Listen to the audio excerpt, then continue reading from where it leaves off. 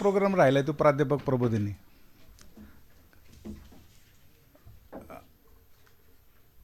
प्राध्यापक प्रबोधिनीचं व्याख्यान खरं तर आपण प्राध्यापक प्रबोधिनी मार्फतचे जे चेअरमन आहेत जगताप सरांच्या तर्फे उपस्थित आपण करतोय. या व्याख्यानाच्या निमित्ताने उपस्थित मी प्राचार्य म्हणून अगोदरच बोलून घेतो आहे मॅडम, कारण नंतर आपला वेळ कमी आहे. मी महाविद्यालयातर्फे आपल्या कॉम्प्युटर सायन्स विभागातील प्राध्यापिका सौ शीतल आल्हाट खरं तर या ठिकाणी आपल्याला व्याख्यान देणार आहेत. मी त्या निमित्ताने त्यांचं या इथं स्वागत करतो. या ठिकाणी उपस्थित उपप्राचार्य किरण चौधरी सर, जगताप सर, आपण सर्व HOD, IQC कॉर्डिनेटर आणि सर्व शिक्षक शिक्षकेतर सहकारी बंधू भगिनी, मुद्दामून आपण ह्या व्याख्यानाचा लाभ आम्ही तुम्हाला करून देतोय. हे करत असताना ज्यावेळेस स्वप्नील शी मी बोललो की थोडंसं आम्हाला या संदर्भातलं व्याख्यान देणारा एक माणूस पाहिजे, तर स्वप्नील म्हणाला सर आमच्या डिपार्टमेंटचा एखादा माणूस देऊ, काय प्रॉब्लेम नाही. मग म्हणलं काय हरकत नाही. मग ताबडतोब शीतल आल्हाटचं नाव आलं. आल्हाट मॅडमला मी आल्यापासून बघतोय, म्हणजे तुमचं प्रोफाईल सांगतोय मॅडम, मी काय माहीत नाही मला, आल्यापासून बघतोय त्या हसतमुख असतात आणि थोडंसं हे करत नाही. तसं कधी कधी होतं राग. आता मगाची मी सरांचं चव्हाण सरांनी नावं घेताना झालं, खरं तर ते गरजेचं आहे, पण आपली लोक शेवटच्या क्षणापर्यंत रडवतात IQC लोकांना, त्यामुळे त्यांना दाखवलं मी इथे. अश्विनी मॅडम पण आहेत. शेवटच्या क्षणापर्यंत लोक काही डाटा देत नाहीत. म्हणजे काल तर मला वाटतं सारिका जगताप माझ्याकडे आल्या, म्हणल्या की सर अजून डाटा नाही आला, अजून मला वर चढवायचं. त्यानंतर पटकन त्यांनी दिला आणि आल्हाट मॅडमला सांगितलं की लगेच वर हे करा. खरं तर ह्या सगळ्या गोष्टी अगोदर व्हायला पाहिजेत आणि ते होत नाही. आणि का होत नाही, खरं तर आपण एवढे काही सगळे लोक बिझी नाही आहेत की फार मंत्री लेवलवर कामं आहेत आपल्याला किंवा कुठले काही आपलीच कामं आहेत आपल्याला करायची. आणि ती कामं करत असताना फार पूर्वी आम्ही सांगत होतो, पूर्वी करत होतो आणि ते होताना दिसत नाही.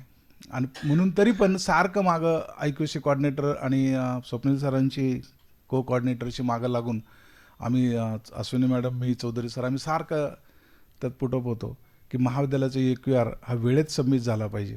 आणि तो सबमिट झाला, त्यांचं आपण अभिनंदन केलंच.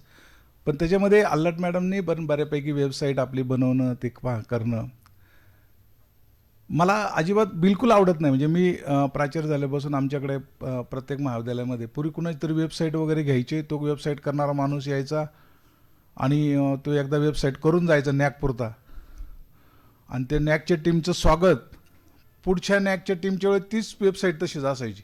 मध्ये नॅक होऊन गेले, त्याला ग्रेड पडलेत, काय झाले ते काहीच नसायचं माहिती. मी म्हणलं असं नाही, कॉलेजचा एक व्यक्ती त्याच्यात इन्व्हॉल्व पाहिजे. डोमेन आपण विकत घ्यायचं, डोमेनवरनं आपण त्याच्या कॉलेजची फंक्शनल वेबसाईट असावी, या संदर्भातली संकल्पना मी मांडली आणि मला वाटतं अनेक महाविद्यालयामध्ये ती मी सक्सेस केली. नंतर तर आमचं एक युनिट असं तयार झालं सातारला की त्यांनी सगळ्या संस्थेतल्या सर्व कॉलेजांना वेबसाईट त्यांनीच दिला घेऊन, आणि तिथला एक माणूस ट्रेन करून ते करतायत. आणि म्हणजे आल्हाट मॅडम बघितलं मी, त्यात रागा करत नाही किंवा काय नाही. आणि त्यांच्या अंडर आपण पुढच्या वर्षी 2 कोर्स सुरू करतो आहेत, त्यांच्या आणि माधुरी मॅडमच्या.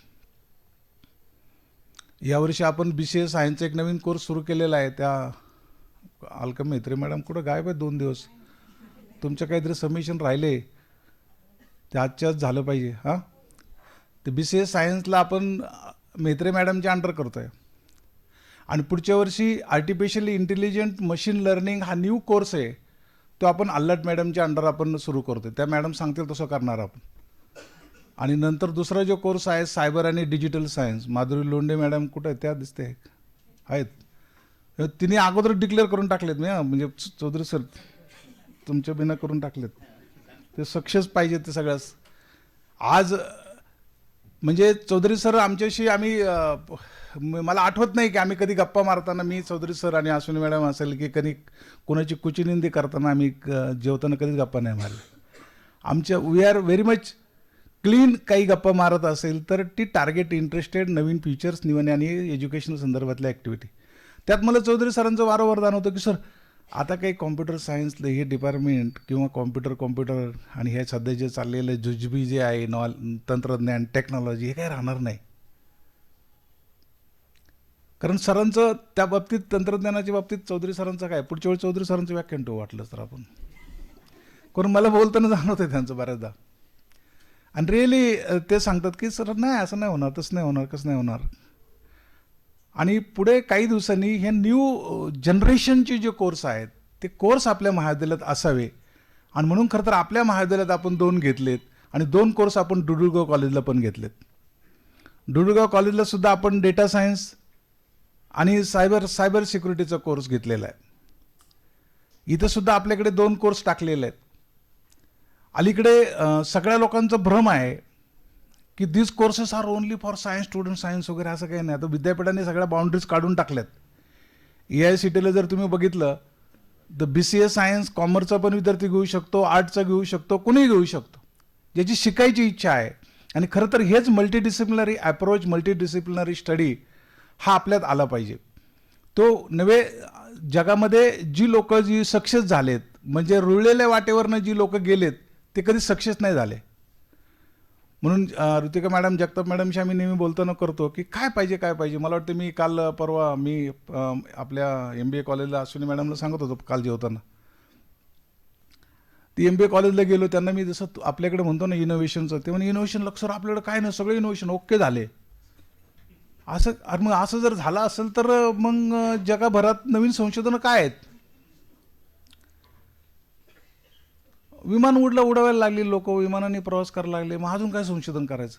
पण तुम्ही जर अलीकडे पाहिलं असेल, एक जर्जर म्हातारा सायंटिस्ट, म्हणजे नाव विसरलं त्याचं, त्याने ते विमानाचे 2 पंख आहेत ना सरळ ठेवायच्या ऐवजी तेव्हा असे जर तिरपे केले तर ते विमान अधिक वेगाने जातं आणि त्याला हे कमी लागतं. म्हणजे लोक प्रयोग करत असतात.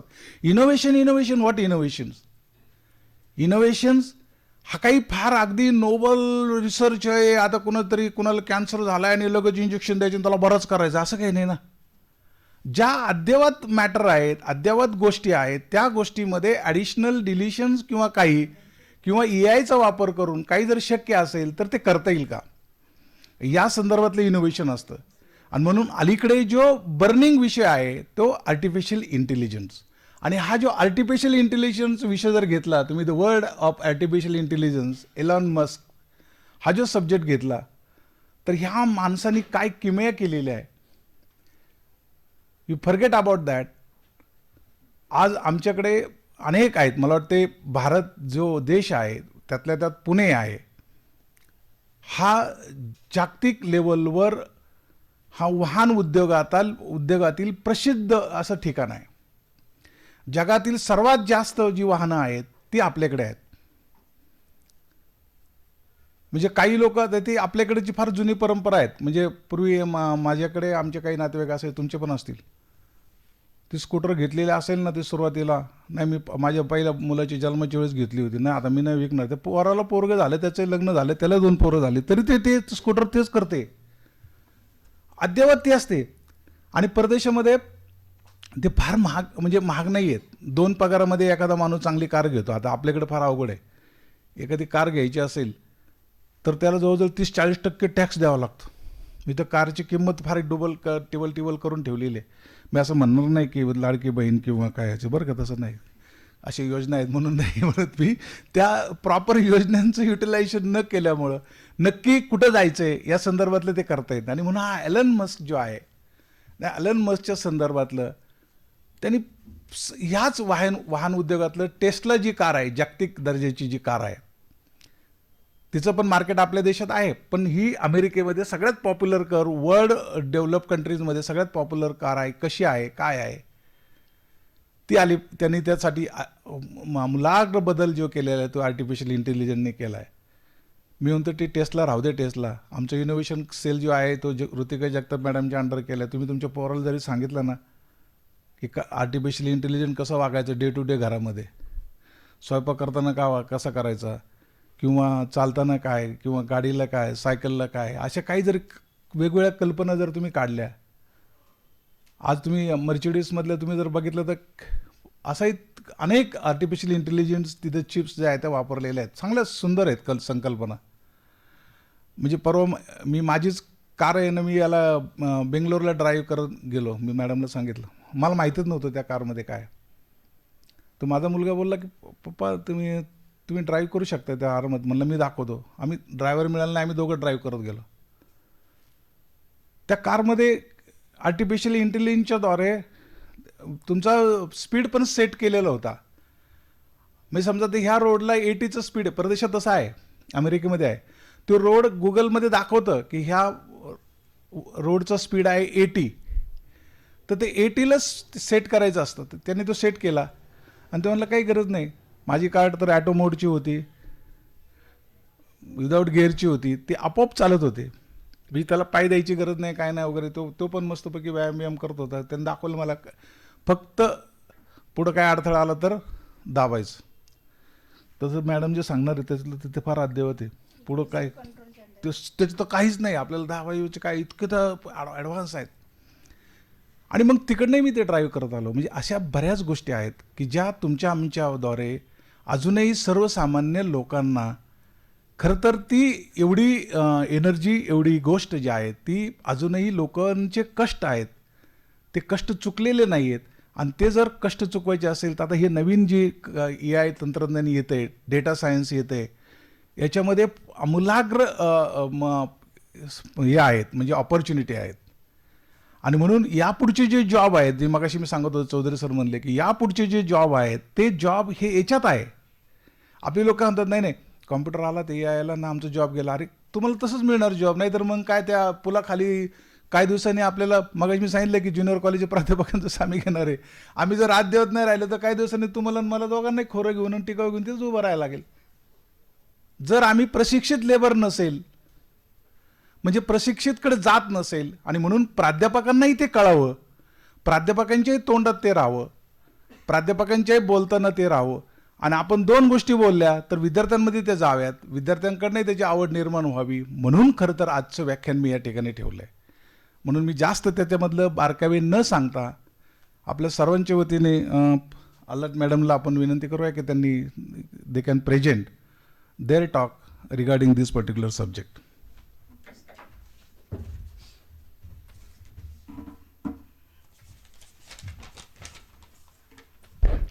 Thank you, sir. Very good morning to all of you, respected dais and the dignitaries present on and off the dais. First of all, we are gathered here for the lecture that is the world of artificial intelligence and the Elon Musk, a revolutionary visionary. So first of all, I would like to welcome you by the AI. Can you please? First video, welcome video.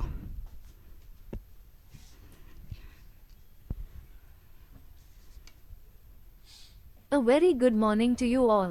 Respected dais and the dignitaries present on the dais, our inspiration, our beloved President, Honorable Mr. Vilas Land sir, our guide and mentor, Principal, Dr. K.G. Kanade sir, Vice Principal, Professor Kiran Chaudhary sir, Junior College Vice Principal, Dr. Neha Borase ma'am, Registrar, Ashwini Bhosle Chavan ma'am, IQAC Coordinator, Professor Sachin Chavan sir, all department heads and my dear colleague, it's my absolute pleasure to extend a hearty welcome to each one of you present here at the World of AI. Today's lecture on artificial intelligence and Elon Musk aims to bring to light various aspects associated with this AI, thereby sparking thoughtful discussions and stimulating new ideas in the era of innovations. Next screen. आज तकलं संध्याकाळी बातम्या पण असेच असतात. Weather report सांगते ना ते same. Next.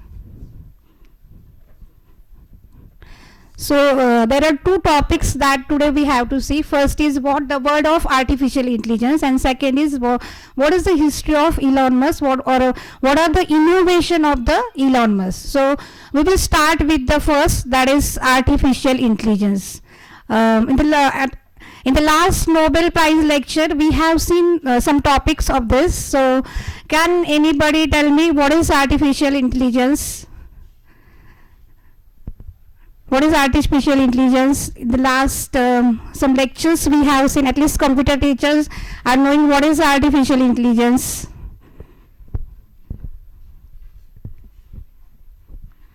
Our communication should be two way, it should not be a one way. नाहीतर मग आपल्याला सगळ्यांनाच झोप येईल, कारण जवळजवळ पाऊण तास तरी आपलं हे सगळं चालेल. तर आपण स्टार्ट करूया, नंतर आपण थोडंसं टू वे कम्युनिकेशन घेऊया. तर artificial intelligence is what we are learning to the machine as like a humans, that is called as what, artificial intelligence. खूप साध्या आणि सरळ सोप्या शब्दात सांगायचं तर आर्टिफिशियल इंटेलिजन्स म्हणजे आपण मशीनला ह्युमन सारखं करतोय. पहा, whatever words we are using in the computer that are taken from our daily life word, artificial, which is not given by the God, which is not inborn, okay, that is created by the human, so it is artificial. See, we are the human beings, we are having the natural intelligence, we are not having the artificial intelligence. So what we have to do here, we have to give the artificial intelligence to the machine. Okay, so that is what artificial intelligence. मी आता तुम्हाला जे welcome करून दाखवलं ते example सुद्धा artificial इंटेलिजन्सच आहे, की मी फक्त टेक्स्ट टाईप केले आणि ते टेक्स्ट टाईप केल्यानंतर स्पीच जे आहे, जो आवाज जो आहे तो मला आर्टिफिशियल इंटेलिजन्सने दिलेला आहे. मागे आपण एक कॉलेजचा व्हिडिओ केला होता, तर बऱ्याच जणांनी मला तेव्हा विचारलं होतं की त्या व्हिडिओला आवाज कसा दिला. तर आज जसे जसे आपण पुढे जाऊ तसं तसं मी तुम्हाला त्याच्यामध्ये दाखवेल की तो आपण त्या व्हिडिओला तो आवाज पर्टिक्युलर कसा दिला आहे ते. तर ती मी तुम्हाला प्रॅक्टिकली आजच्या लेक्चरमध्ये ते दाखवणार आहे, खूप साध्या आणि सरळ पद्धती, आणि आपण हे सगळं पाहणार आहोत आजचं. तर ॲक्च्युली डेली लाईफमध्ये आपण AIचा उपयोग करतोय. आपण जे स्मार्ट वॉच घालतोय ते सुद्धा AIचे एक्झाम्पल आहेत. डिफरंट टाईप ऑफ जे काही रोबोट्स आहेत किंवा अलेक्सा असेल, सिरी असेल, हे सगळे AIचे एक्झाम्पल आहेत की ज्याचा आपण डेली लाईफमध्ये उपयोग करतो. आत्ताच मी तुम्हाला लाईव्ह एक्झाम्पल सांगते की ज्यावेळेस प्राचार्य इथे प्राचार्यांची मीटिंग चालली होती आणि तिथे मी बसल्यानंतर स्मार्ट वॉचनी मला सांगितलं की 40 मिनिट्स युअर सेटिंग स्टँडअप.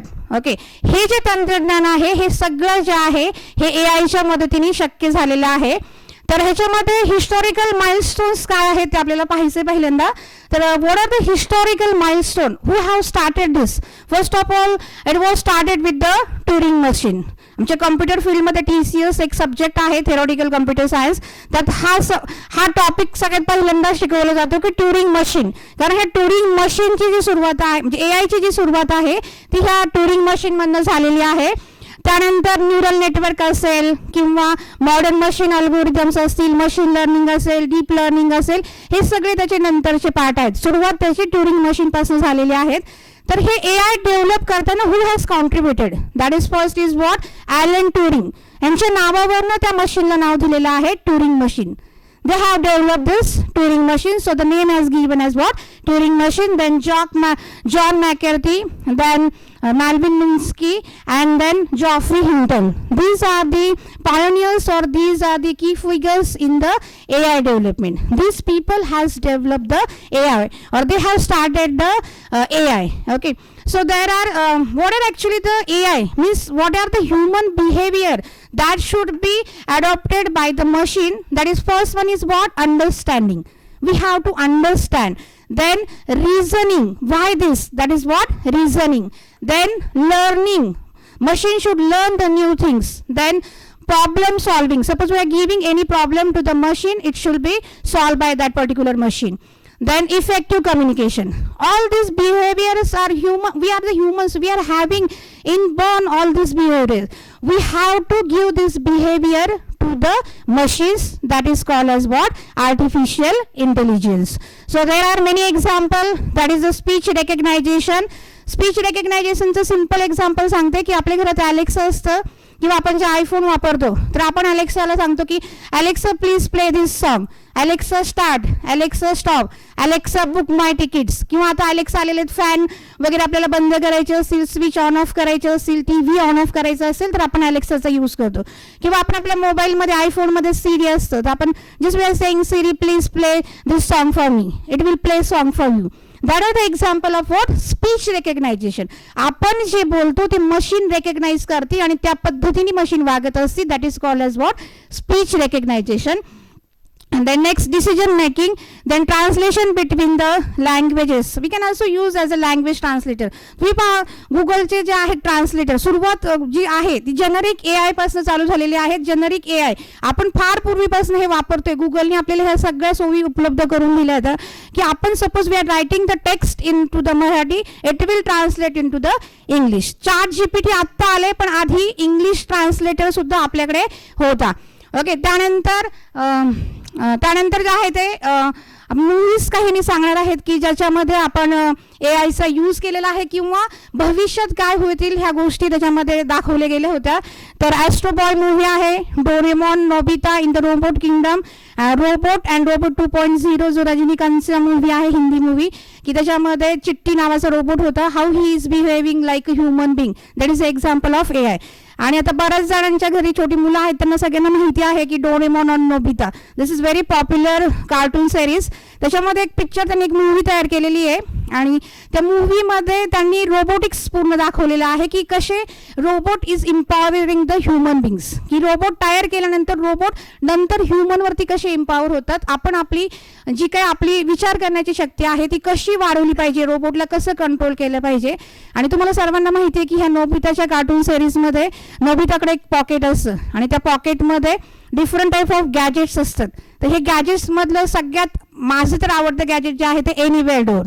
त्याला म्हणताना एनिवेअर डोअर म्हटलंय, but that is the concept of what, time machine. हा जो कन्सेप्ट आहे हा कुठल्या मशीनचा कन्सेप्ट आहे, time machine, that is a quantum programming. आणि आता आपल्याला असं वाटतं की आपण एनिवेअर डोअरने काय होतं की सपोज मी इथे आहे, मला आत्ता ह्या ठिकाणी ते डोअर उघडून की मुंबईला जायचं आहे, तर डिरेक्टली मी ते डोअर उघडलं की मुंबईला जाईल. ओके, तर असा जो कन्सेप्ट आहे आत्ता आपल्याला असं वाटतं की हे शक्य नाही किंवा हे फक्त मूव्हीमध्ये दाखवतात. पण आता बरेच मी तुम्हाला पुढे व्हिडिओ दाखवणार आहेत की जे आपण आधी फक्त मूव्हीजमध्ये पाहिलेत की जे आता प्रत्यक्षात आलेले आहेत. की म्हणजे फॉर एक्झाम्पल इलॉन मस्कने जी न्यूरालिंक कंपनी थ्रू जी चिप केलेली आहे, तर आपल्याला आधी वाटत होतं की हे फक्त जस्ट इमॅजिनरी, मॅट्रिक्स मूव्हीमध्ये हे सगळं दाखवलं होतं, पण ते आपल्याला त्यावेळेस इमॅजिनरी वाटत होतं 2000 मध्ये, पण आता 2024 मध्ये it's in reality.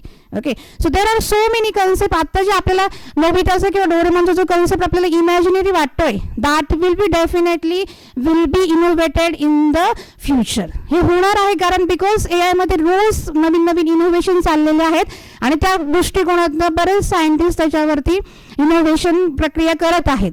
Next, so these are the real life examples, that is self-driving cars are there, that is an example of AI. Then Boston Dynamic. So what is this Boston Dynamic? This Boston Dynamic is creating a practical robots to tackle your toughest automotive challenges. आपल्याला सगळ्यांना माहिती आहे की कंपनीमध्ये ज्या machinery असतात, तर 10 लोक त्या मशिनरीवरती काम करून सुद्धा जर करेक्ट आपल्याला आउटपुट मिळत नसेल, तर आपल्याला करेक्ट आउटपुट मिळण्यासाठी बोस्टन ह्या कंपनीने काही असे रोबोटिक्स तयार केले आहेत की हे जे हेवी ऑटोमेटिव्ह जे काही कन्सेप्ट असेल ऑटोमोबाईल इंडस्ट्री किंवा डिफरंट टाईप ऑफ इंडस्ट्रीमध्ये, तर त्याचा यूज करण्यासाठी हे बोस्टन डायनॅमिक्स आहे. Next, that is navigation system. हे तर आपल्याला सगळ्यांना माहिती आहे, आपल्याला कुठेही जायचं असेल तरी आपण मॅपचा यूज करतो. आज आपल्याला कोणाला विचारायची गरज नाही की हा ॲड्रेस कुठे आहे, गाडी थांबून आपण आपल्याला काहीच विचारायची गरज नाही की इथे कुठे चाललो आपण किंवा काय. किंवा मगाशी सरांनी जो प्रिन्सिपल सरांनी जे मगाशी सांगितलं गाडीचं स्पीड कंट्रोल केलं, क्रूज कंट्रोलच्या अंडर, ते सगळं नॅव्हिगेशनच्या अंडर येतं. Next, that is ISIMO. What is this? This is advanced step in innovative mobility. This is what a humanoid robot created by Honda in 2000. Honda कंपनीने एक 2000 मध्ये एक रोबोट तयार केला ह्युमनच्या मदतीसाठी की डिफरंट टाईप ऑफ वर्क, आपले जे हाऊस होल्ड वर्क असतील वगैरे, तुम्ही त्यांना तशा इन्स्ट्रक्शन देऊन तुम्ही तुमच्या घरातली सगळी कामं वगैरे करू शकता. Then next, that is chatbots.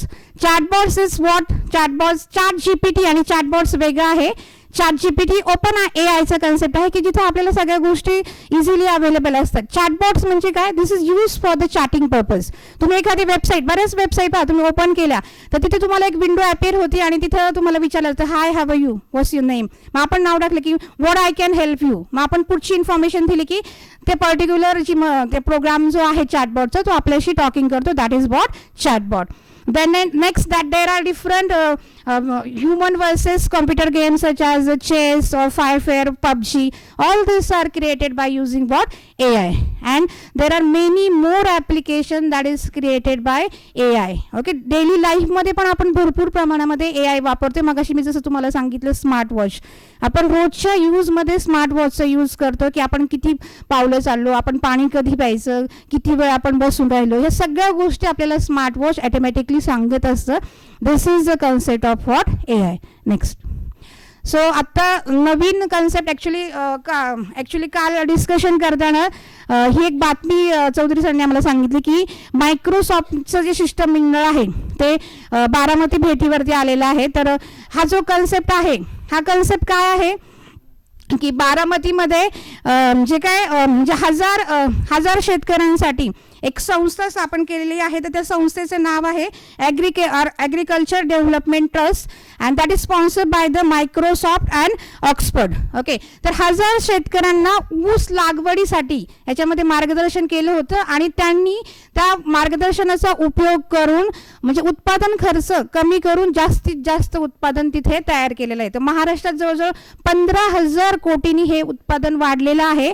जर पूर्ण देशात ही संकल्पना वापरली तर कितीतरी पटींनी आपण शेतीतलं उत्पादन देखील वाढवू शकतो. तर याचे जे निर्माते आहेत म्हणजे जे काही अधिकारी आहेत संस्थेचे, निलेश नलावडे यांना ऑक्सफर्डने तिथे आमंत्रित केलं आणि ऑक्सफर्डमध्ये त्यांना लेक्चर द्यायला लावलं. ऑक्सफर्डमध्ये त्यांनी 100 शेतकऱ्यांना, एका युवकांना लेक्चर देऊन त्यांनी चांगल्या पद्धतीने त्यांच्या दिलेल्या लेक्चरचा यूज करून त्यांनी पण त्यांच्या शेतीमधलं उत्पादन वाढवले. म्हणजे सांगायचा मुद्दा हा आहे की फक्त म्हणजे काय आपण ज्या काही दुसऱ्या गोष्टी करतो किंवा आपण म्हणजे फक्त ज्या काही डेली यूजच्या गोष्टी आहेत किंवा ज्या इनोव्हेशनच्या मोठ्या मोठ्या गोष्टी आहेत, रॉकेट आहे, तिथेच फक्त AI वापरायचं असं नाही. We can use AI anywhere. Agriculture, आज आपला देश शेतीप्रधान देश आहे, तर आपल्या देशातलं हे जर आपल्याला शेतीप्रधानमधलं जर उत्पादन वाढवायचं असेल तर नक्कीच आपण AIचा चांगल्या पद्धतीने यूज करून आपल्या शेतीतील उत्पादन वाढवू शकतो. फक्त हे काय ऊस लागवडीसाठीच ॲप्लिकेबल आहे असं काही नाही आहे. तुम्ही याचा यूज करून तुम्ही जे काय त्याचा क्लायमेट कंट्रोल असेल किंवा टायमिंगचं हे असेल किंवा बऱ्याच त्याच्यामध्ये गोष्टी बारीक बारीक गोष्टी आहेत की ह्याचं ट्रेनिंग घेऊन तुम्ही ही चांगल्या पद्धतीने शेती करू शकता. नेक्स्ट.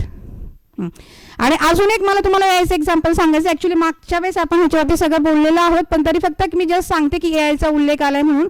ह्या वर्षीचं जे AIमध्ये नोबेल प्राईज आहे, ह्या वर्षीचं जे नोबेल प्राईज आहे ते नोबेल प्राईज AIसाठी मिळालेलं आहे. ॲक्च्युली फिजिक्समध्ये हे नोबेल प्राईज मिळाले, पण फिजिक्समध्ये हे AIसाठी नोबेल प्राईज मिळालेलं आहे. 2 शास्त्रज्ञांना हे नोबेल प्राईज मिळालेलं आहे. First one is John Hopfield and second is Geoffrey Hinton. So थोडक्यात just within 1 minute I will tell what the invention is. So Hopfield network, okay, that is developed by the John Hopfield. तर John होपफिल्डने एक network develop केलेलं आहे, that is what ANN च्या under आहे, artificial neural network. आपण आता जो पाहतोय तो आर्टिफिशियल इंटेलिजन्स, त्याचा पुढचा पार्ट न्यूरल आपल्या मेंदूशी जो रिलेटेड आहे तो that is artificial neural network. आणि त्याच्यामध्ये RNN, ओके, रिकरंट न्यूरल नेटवर्कचा यूज करून त्यांनी असोसिएटिव्ह मेमरी क्रिएट केलेली आहे. आणि त्यांना जी मदत केलेली आहे ती Geoffrey Hinton, who is the godfather of AI मध्ये जास्तीत जास्त सुरुवातीपासून जर कोणी काम केलं असेल तर ते जॉफ्री हिंटन यांनी केलेलं आहे. त्यांनी मशीन लर्निंगचे कन्सेप्ट त्यासोबत वापरून नोबेल प्राईज फिजिक्समध्ये AIसाठी आपल्याला ह्या वर्षी मिळालेला आहे. तर होपफिल्ड मधला मला एक कन्सेप्ट सांगायचा आहे की जो आपण डेली यूज करतो तो आपला इंडियन कन्सेप्ट आहे, पण त्यांनी त्यांच्या ह्याच्यामध्ये एक लर्निंग तिथं लिहिलेलं आहे, that is what Hebbian learning. Hebbian learning हा महत्त्वाचा कन्सेप्ट आहे ह्याच्यामध्ये, किंवा ANN मध्ये आर्टिफिशियल इंटेलिजन्समध्ये पण हा महत्त्वाचा कन्सेप्ट आहे की ह्याच्यामध्ये आपण काय करतोय की रिपिटेशन आपण करतोय की जेणेकरून एखादी गोष्ट जितक्या वेळा आपण रिपीट करू तितक्या वेळा आपल्या मेंदूतले न्यूट्रॉन स्ट्रेंथन होतात आणि तितक्या पटकन ती गोष्ट आपल्याला आठवते. तर आपल्याला माहिती आहे की आपल्या पारंपरिक ह्याच्यामध्ये आपण मंत्र वगैरे उच्चार करायचो, वारंवार आपण मंत्र उच्चारून आपली जी मेंदू होता तो त्या पद्धतीने स्ट्रेंथन होत जायचा. किंवा आपण लहानपणी पाहिलं असेल की शाळेमध्ये आपण टेबल्स किंवा पाडे आपण जे म्हणून घ्यायचो की जेणेकरून आपल्याला पटकन आता आपल्याला कधीही विचारलं की व्हॉट इज 7 8 8, ओके, तर आपण लगेच सांगू शकतो की त्याची व्हॅल्यू काय आहे ते, because of this Hebbian technique. ही हेबियन टेक्निक म्हणजे काय, ही ॲक्च्युली आपली भारतीय संस्कृतीमधली टेक्निक आहे की इथं आपण कुठल्याही गोष्टीचं रिपिटेशन केलं की ते आपल्या मेंदूमध्ये व्यवस्थित फिट होतं आणि आपले न्यूरॉन तितके स्ट्रेंथन होतात. Next. So after the AI, the most important concept is what? Machine learning. जे काही चाललंय ते मशीन लर्निंग मध्ये चाललेलं आहे. तर थोडक्यात मी तुम्हाला सांगते की what is machine learning? An application of artificial intelligence that gives machine the ability to learn and improve without the help of human beings. आता ही डेफिनेशन मी नंतर तुम्हाला एक्सप्लेन करेल. आधी एक्झाम्पल सांगते म्हणजे तुमच्या जास्त लक्षात येईल.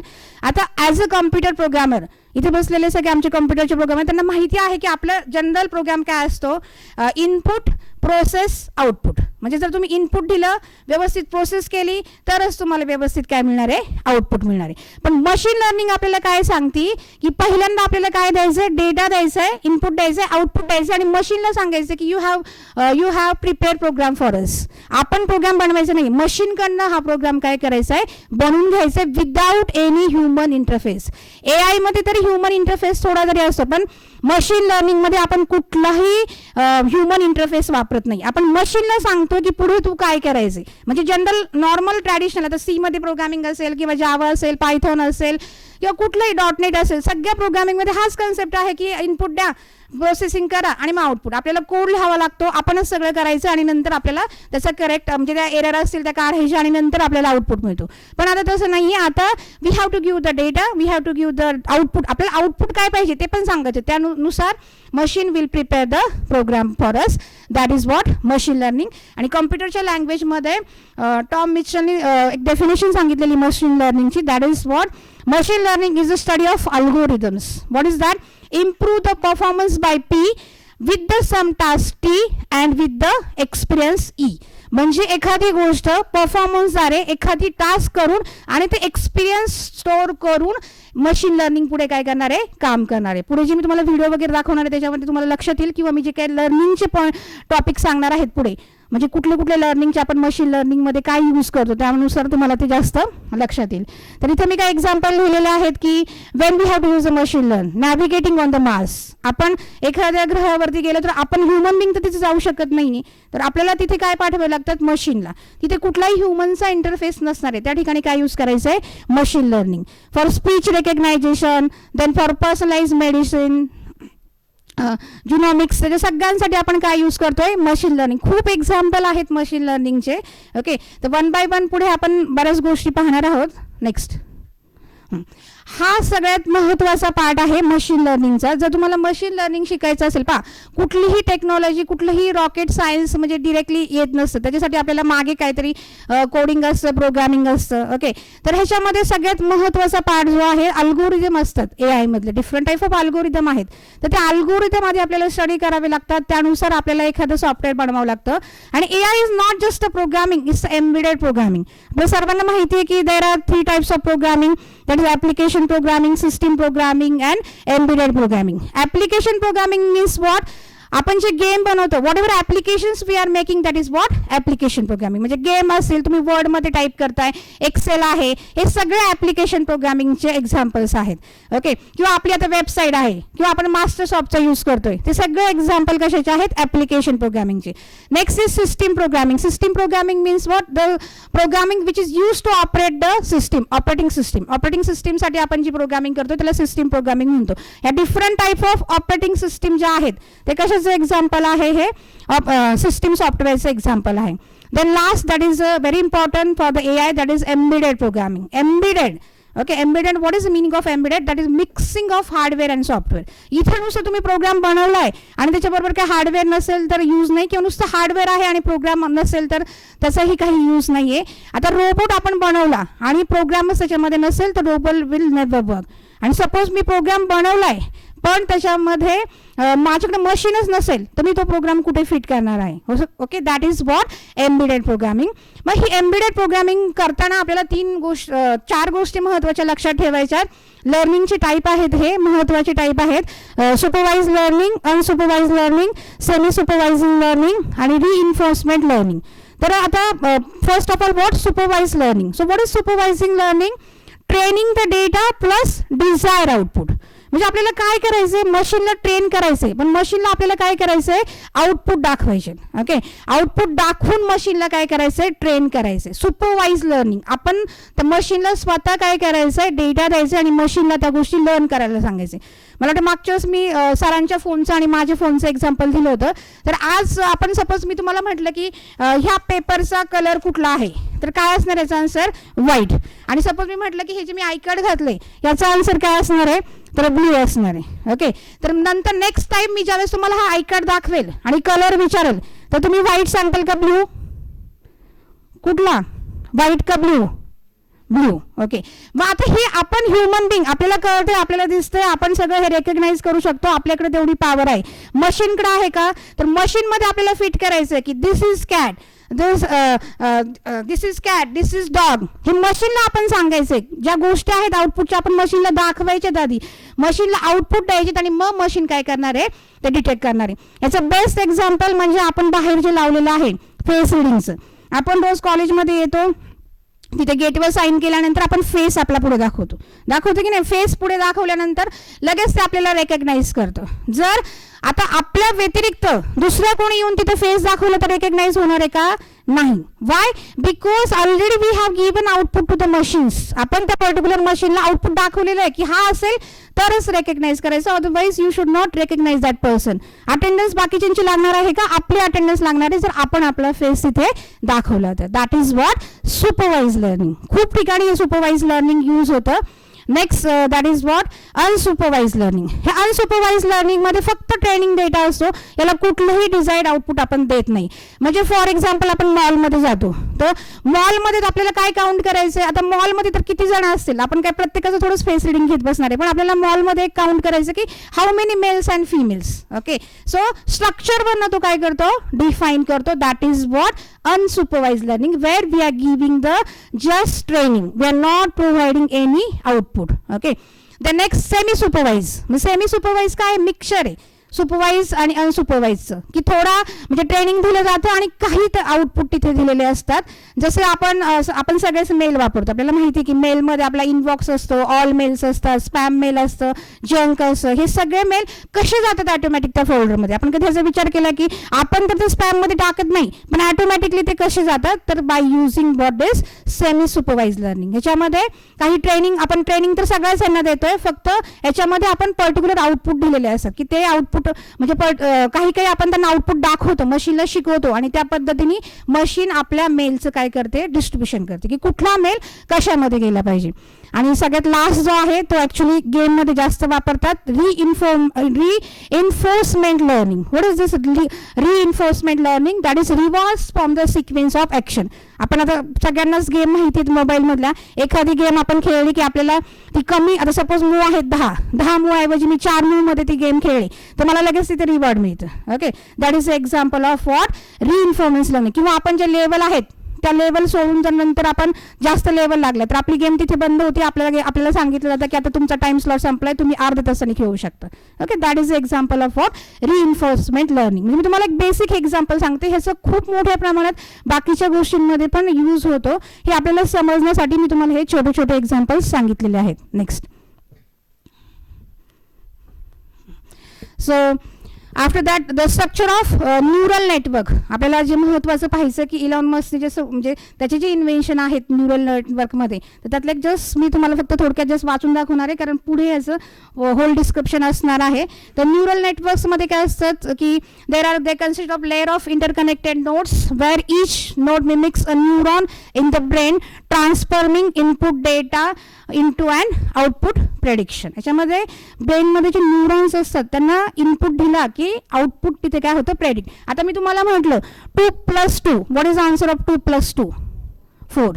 ओके, सो मग तुमच्या ब्रेनमध्ये काय आलं, पहिलं 2 आलं, मग प्लसचं सिम्बॉल, मग नंतर 2 आलं आणि त्याचं ॲडिशन तुम्ही लगेच काय सांगितलं, 4. पण मशीनला आता ह्या कॉम्प्युटरला जर मी विचारलं 2 + 2 तर सांगू शकेल का तो नाही सांगू शकणार, मला त्याच्यामध्ये ते इनबिल्ड करायचे.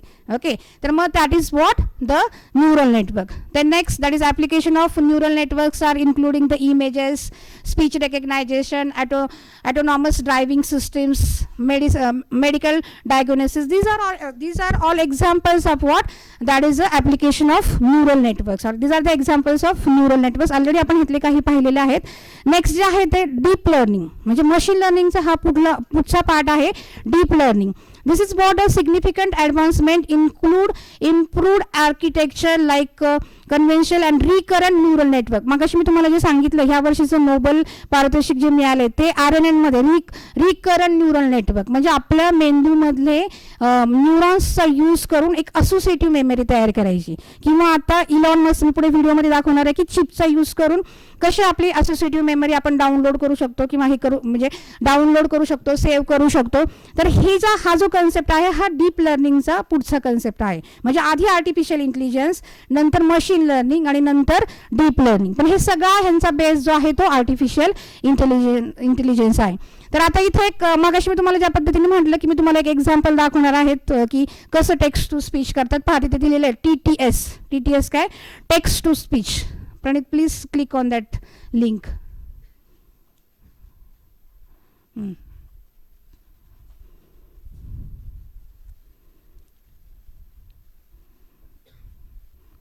किंवा डायरेक्ट साईटवरती ओपन केलं ना तरी चालेल.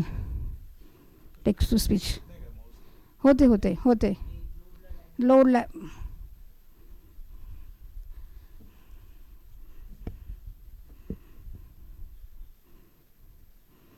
अलाव. ओके, पहा ही एक साधी सिंपल म्हणजे याच्यामध्ये फ्री वेबसाईट आहे. याच्यामध्ये आपल्याला काहीच करायचं नाही आहे. Just we have to type welcome in the world of AI. जसा मेसेज टाईप कर, welcome in the world of AI. World of AI. हां, इकडे व्हॉइसेस दिलेले आहेत. पहा तिथे व्हॉइसेसवरती क्लिक कर. हां, तर डिफरंट टाईप ऑफ व्हॉइसेस आहेत. तुम्हाला जे पाहिजे ते सिलेक्ट करायचे. आपण सुरुवातीचं सिलेक्ट करूया, Raveena. Okay, then we have to click on the play. Welcome in the world of आता पहा साधं म्हणजे तुम्हाला ह्याचं स्पीड किती पाहिजे, तुमचं स्वतःचा व्हॉइस पाहिजे का अजून दुसऱ्या कोणाचा पाहिजे किंवा त्यांनी दिलेले व्हॉइस आहेत. मग अशी मी तुम्हाला जे दाखवलं की वेलकम स्पीच ते ह्याच्याच यूज करून केलेलं आहे आणि विशेष म्हणजे हे फ्री ऑफ कॉस्ट आहे. तर काही बरेच सॉफ्टवेअर आहेत की जिथे 3 अटेम्प्ट नंतर तुम्हाला त्या दिवशी तुम्ही ते परत वापरू शकत नाही, दुसऱ्या दिवशी वापरायचे असे पण आहेत. पण आता इथे जे आहे पूर्ण फ्री ऑफ कॉस्ट आहे. तुम्हाला फक्त तिथे लॉग इन करायचे.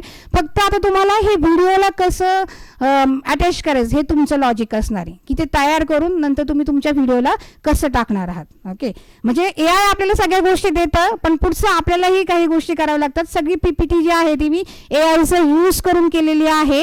म्हणजे PPT मध्ये तुम्हाला ज्या स्क्रीन्स दिसतात किंवा जे काही गोष्टी दिसतात ते सगळ्या AI मध्ये केलेल्या आहेत.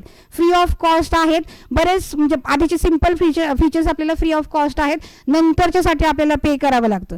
पण फ्री ऑफ कॉस्टमध्येच आपण इतक्या साऱ्या गोष्टी करू शकतो. तर आपण ते फीचर्स विकत घेतले तर अजून खूप काही गोष्टी त्याच्यामध्ये होऊ शकतात. ओके, तर हे एक सिंपल एक्झाम्पल मी तुम्हाला टेक्स्ट टू स्पीचचं दाखवलं. ह्या वेबसाईटवरती जाऊन तुम्ही ते ट्राय करू शकता. Okay, next. So these are the application of the artificial intelligence, that is diagnostic tools, personalized medicine, medical field मध्ये पण याचा यूज होतो. Next robotic surgery. आपल्याला माहिती की आता बऱ्याच प्रकारच्या सर्जरी ह्या रोबोटिक्सचा यूज करून करतात. कारण ज्या सर्जरींना पूर्वी 4-4, 10-10 तास लागायचे त्या विदिन म्हणजे 15 मिनिट्समध्ये किंवा हाफ एन आवर्समध्ये बाय युझिंग द रोबोटिक्स होतात. शिवाय पेशंटला त्याचा त्रासही होत नाही. खूप कमी वेळात पेशंट रिकवर होणार आहे. Then next, that is patient care and the management. For this we are using what? AI. Next, that is for fraud detection, algorithmic trading, credit scoring. For this we are using AI. Next, मी थोडं पटपट का घेते, मला पुढचे महत्त्वाचे video दाखवायचे कारण हे ऑलरेडी आपण एक्सप्लेन केलेले आहेत. तर आता इथे एक थोडक्यात त्यांनी सांगितलेलं आहे की इथिकल अँड सोशल इम्प्लिकेशन. तर आता हा मुद्दा येणारच आहे कारण जिथं काहीतरी चांगल्या गोष्टी असतात तिथं कुठेतरी रिडक्शन असणार आहे. तर हे रिडक्शन्स किंवा थोडक्यात आपण ह्याला म्हणू शकतो, पुढे मी नंतर सांगणार पण आहे डिसएडव्हान्टेज. हे डिसएडव्हान्टेज आहेत की ॲटोमेशन ऑफ जॉब्स. म्हणजे ॲटोमेशन म्हणजे 10 लोक जी कामं करायची ती एकच व्यक्ती करतोय, तर उरलेल्या 9 व्यक्तींचं काय, तर त्यांचे ऑब्व्हियसली तिथं जॉब जाणार आहेत. Next, rescaling and education. एज्युकेशनमध्ये पण आपल्याला तुम्हाला माहिती की आता कम्प्युटरमध्ये तर दरवेळेस वेगवेगळ्या लँग्वेज येतात. दरवेळेस आपल्याला नवीन गोष्टी शिकाव्या लागतात. जे आपण कॉलेजला असताना शिकलोय त्या आता लँग्वेज नाहीच, आपल्याला दुसऱ्याच गोष्टी मुलांना शिकवाव्या लागतात. That is rescaling and education. एज्युकेशनमध्ये हे चेंजेस आपल्याला करावे लागतात आणि त्यासाठी सगळ्यांना तयार राहावं लागतं. Okay, then data collection and use. AI काय करतं, आता गुगल पण तुम्ही पहा आपली माहिती घेते, स्टोअर करते, पण त्याचा यूज चांगल्या ठिकाणी होतो की नाही. Okay, that is also one drawback. That is what data collection and use. Then surveillance. Okay, म्हणजे आता आपण इथे सगळे राहतोय, म्हणजे जर मशीननीच नंतर सगळं ॲक्वायर केलं तर आपण कुठे जाणार किंवा मशीन आपल्याला एम्पॉवर करणार का? Okay, that are the fact of what disadvantage. पुढे पण आपण ते पाहणार आहोत. त्याच्या आधी नेक्स्ट आता नेक्स्ट पार्ट की जो महत्त्वाचा पार्ट आपल्याला इथे स्टार्ट करायचा आहे. पहिला पार्ट तर मी तुम्हाला बेसिक सांगितलं की AI काय आहे, आर्टिफिशियल इंटेलिजन्स काय आहे. मी हे सांगण्याचं कारण हे आहे की इलॉन मस्कने जे काय इनोव्हेशन केलेलं आहे ते समजण्यासाठी आपल्याला ह्या गोष्टी करणं महत्त्वाचं होतं. तर इलॉन मस्कचा बॅकग्राऊंड सांगते थोडक्यात, एक जस्ट 2 मिनिटमध्ये मी ही स्लाईड पूर्ण करते मागे.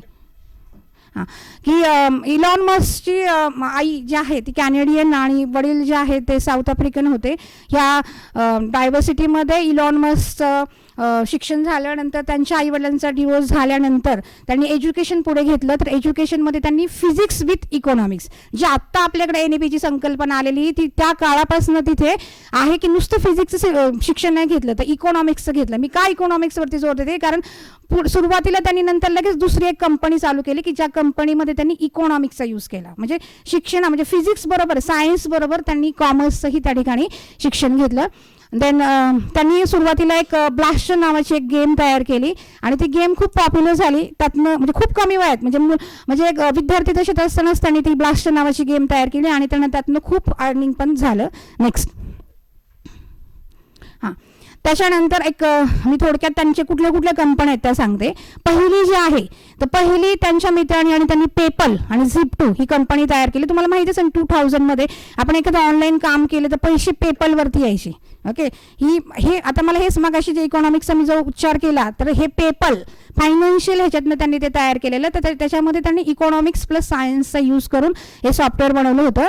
नंतर eBay कंपनीने ते विकत घेतलं. eBay कंपनीने विकत घेतल्यानंतर याच्यामध्ये इलॉन मस्कचे जास्त शेअर असल्यामुळे इलॉन मस्कला जास्त पैसे मिळाले आणि त्यांनी नंतर मग स्पेसएक्स ही नावाची कंपनी चालू केली की जी रोबोटिक्स जी आपण जे हे पाठवतो यान वगैरे किंवा आपण जे काय इथनं सॅटेलाईट आपण जे पाठवतो तर हे सॅटेलाईट पाठवण्यासाठी आपल्याला ही जी स्पेसएक्स नावाची कंपनी त्यांनी तयार केली. तर ह्याचा मेन मोटिव्ह काय आहे व्हिडिओमध्ये तर आपल्याला पाहायचंच, पण मेन मोटिव्ह तुम्हाला मी सांगते ह्याचं काय आहे की एलन मस्कला काय वाटायचं की पृथ्वीवर एखाद्या उपग्रहावरनं दुसऱ्या एखाद्या ह्याच्यावरनं जर हल्ला झाला तर मग आपण काय करायचं, किंवा आता आपल्याला माहिती आहे कोरोनासारखी महामारी आली तर मग त्यावेळेस आपल्याला आपल्या सगळ्या ह्युमन बिंग्सला दुसरीकडे कुठेतरी शिफ्ट करायचे का, मग ते शिफ्ट करण्यासाठी त्यांनी स्पेसएक्स नावाची कंपनी तयार केली. पण काय झालं की स्पेसएक्स नावाच्या कंपनीमध्ये त्यांनी जे सॅटेलाईट वगैरे हे केले तर ते करताना बऱ्याच वेळा आता काय सुरुवातीला ज्यावेळेस इनोव्हेशन असतात तर ते फेल झाले, ते क्रॅक झाले, तर मग अशा वेळेस त्याला फायनान्शियल अडचणी येऊ लागल्या. तर फायनान्शियल अडचणी येत असताना मग त्याला फायनान्स पाहिजे होतं. तर फायनान्स त्याचा जो मित्र आहे आधीचा पीटर थेफल म्हणून जो पेपलमध्ये त्याच्याबरोबर होते ते, तर त्यांना काय केलं की फायनान्स दिला. तर त्यांनी काय केलं पीटर यांनी की म्हणजे त्यांना जे पैसे पेपलमधनं मिळाले होते तर ते पैसे असे दुसरीकडे न गुंतवणं त्यांनी, आता त्यांचं पण इकॉनॉमिक्समध्ये झालेलं, त्यांनी काय केलं की फायनान्स म्हणजे बऱ्याच कंपन्यांना फायनान्स प्रोव्हाइड करायला सुरुवात केली की जसं फेसबुक असेल, स्पॉटिफाय की ज्याच्यावरती आपण ऑटोमॅटिकली गाडी लावू शकतो, या सगळ्या कंपन्या की OpenAI ह्या सगळ्यांना त्यांनी फायनान्स पुरवायला सुरुवात केली. आणि हे फायनान्स पुरवताना सगळ्यात महत्त्वाचं म्हणजे त्यांनी डीप माइंड ही जी कंपनी आहे, ओके, त्या कंपनीला पुढे येणार आहे ते त्यांना पण तो फायनान्स दिला.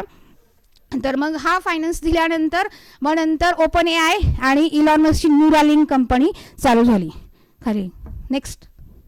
ओके, तर हे सगळे रिव्हॉल्युशन्स इथे दाखवलेले आहेत, हे व्हिडिओमध्ये पण तुम्हाला पाहायला मिळतील, त्यामुळे मी हे काही जास्त एक्सप्लेन करत नाही. नेक्स्ट.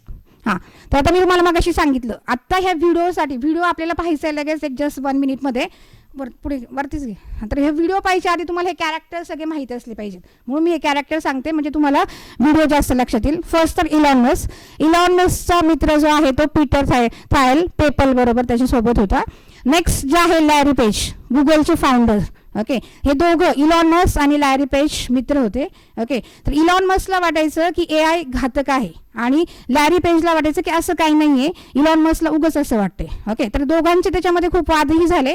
नंतर इलॉन मस्कला डेनिस हॅसेबिस म्हणजे ह्या कंपनीला, ही जी डीप माइंडची कंपनी, ह्याला पीटर थायलनी फायनान्स केलं होतं आणि त्यांनी फायनान्स केलेल्या सगळ्या कंपन्यांना बोलवलं. तर त्याच्यामध्ये इलॉन मस्क आणि डेनिस हॅसेबिसची ओळख झाली. तर डेनिस हॅसेबिस डीप माइंडवरती काम करत होते की जेणेकरून AI वरती. मग आता यांना एलन मस्कला पण खूप त्याच्यामध्ये इंटरेस्ट आला की त्यांना स्पेसएक्स पाहायला बोलवलं, त्यांची कंपनी. तर ते स्पेसएक्सचं जेव्हा काम चालू होतं तेव्हा डेनिस हॅसेबिसने एक साधं सिंपल सांगितलं की एक ड्रॉबॅक सांगितलं, तुम्ही तर फक्त म्हणताय की काहीतरी आपत्ती आली किंवा एखादा भूकंप आला किंवा एखादा रोग आला तर, पण अजून एक खतरा आहे आपल्याला, तो म्हणजे मशीनपासनं, तो म्हणजे AI पासनं.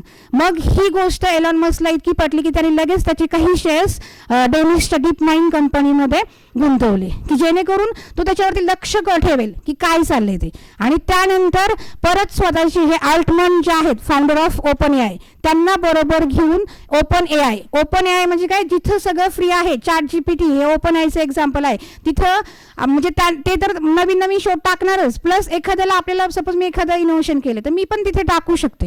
ही नॉन प्रॉफिट बेसवरती ओपन AIची त्यांनी संकल्पना चालू केली. आणि नंतर एलॉन मस्कला वाटलं की ही जी दुसरी त्याला कंपनी चालू करायची होती, दॅट इज न्यूरालिंक, ही दोन्ही एकत्र करावी.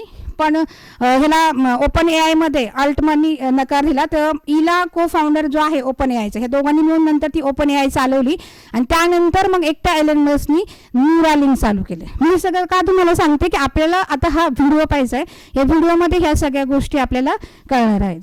So Pranit, please play the video.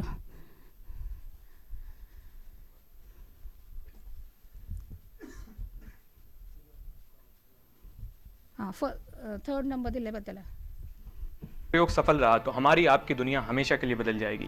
इसमें एक इंसान बिना हाथ पैर हिलाए डायरेक्टली अपने दिमाग से कंप्यूटर गेम्स खेल रहा है. इम्प्लांट की गई है वो चिप जिसे इलॉन मस्क की कंपनी न्यूरालिंक तैयार करती है.